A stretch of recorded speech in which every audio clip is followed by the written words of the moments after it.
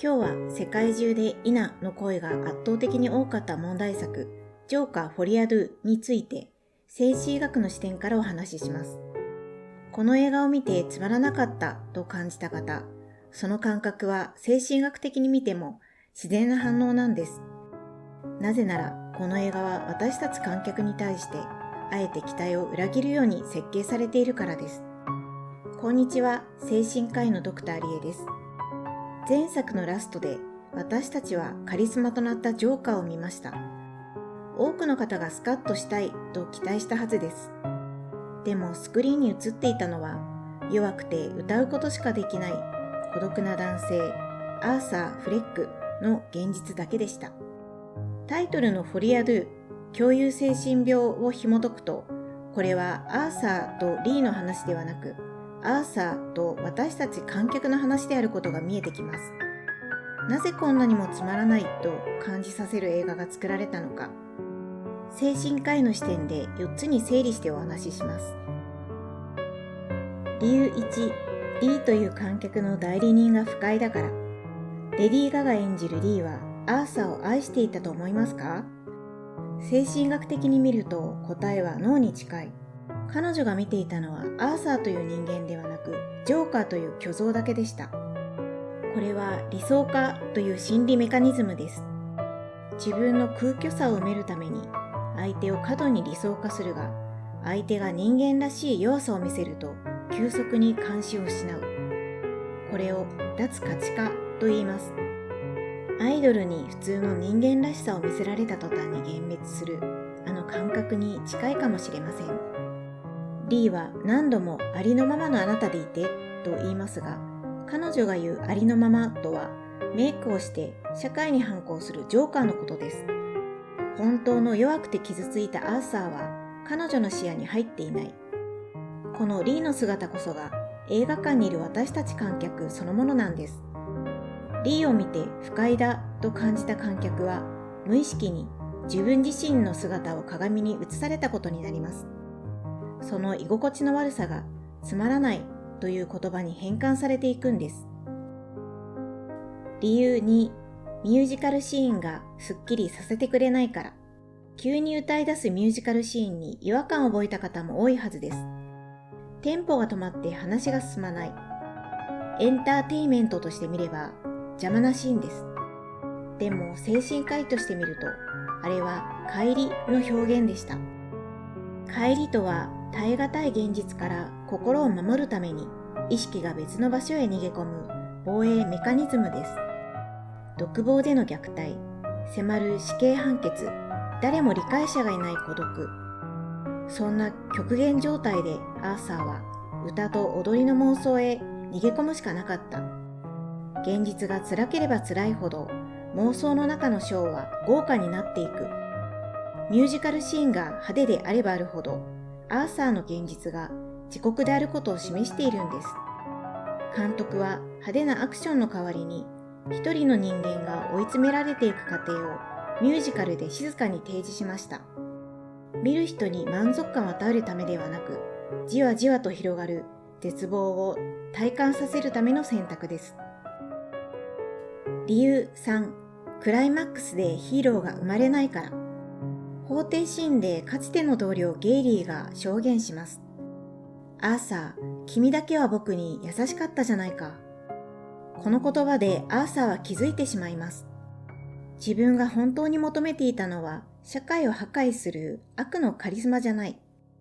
ただ誰かに優しくしたかったし、誰かに優しくされたかっただけなんだと。だから彼はジョーカーなんていない。いるのは僕だけだと言いました。通常の続編ならここで覚醒が訪れます。悪のカリスマとして君臨するか、反逆者として立ち上がるか。観客が待ってましたと膝を打てる展開になるはずです。でもこの映画が選んだのはその逆で、観客は一斉に彼に背を向けて去っていく。精神学的な回復の観点で見れば、これは自己への回帰の瞬間です。彼は虚像を手放し、本当の自分を受け入れた。映画は私たちが求めるヒーローの誕生ではなく、一人の人間の静かな正気への帰還を描いたんです。それがつまらないと言われる直接的な原因です。理由4、ラストシーンに救いも爽快感もないから。ラストで彼はリーに会いに行きますが、彼女はもう興味を示しません。そして彼は刺されます。救いのない結末と感じるのは当然です。でも私はこう考えます。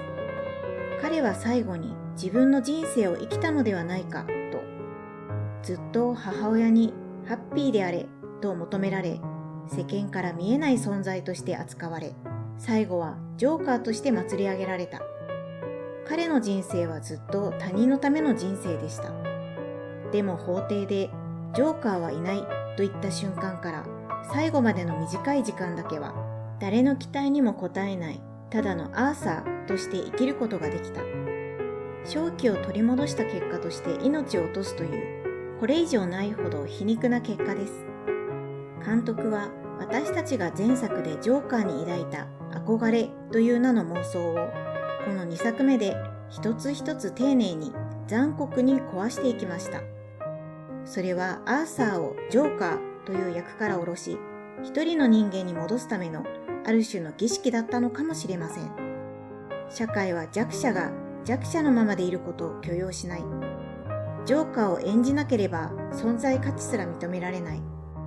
そのメッセージに気づいたとき、この映画のつまらなさは別の輪郭を帯び始めます。実は監督がここまで徹底してジョーカーを解体したのには切実な理由があったのだと思います。前作の後、世界中でジョーカーを模倣する事件が相次ぎ、彼は負のヒーローとして神格化されてしまいました。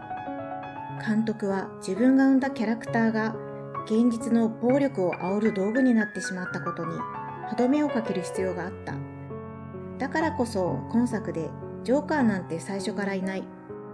いるのは救いを求める一人の男だけだと描き切ることで社会に広がった熱を鎮め、アーサーという個人を救い出そうとしたのではないでしょうか。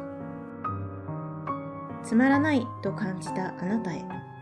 ジョーカー2が物足りないと感じたなら、それはあなたが健全な感性を持っている証拠だと思います。でもアーサーの姿に胸が締め付けられる痛みを感じたなら、あなたの中にも誰かの期待に応えるために演じている自分がいるのかもしれません。私たちはみんな少しだけアーサーです。社会に適応するために笑顔というマスクをつけ、本音を隠して生きている。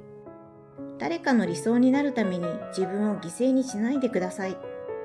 精神科医としてこの映画から受け取ったメッセージはそれでした。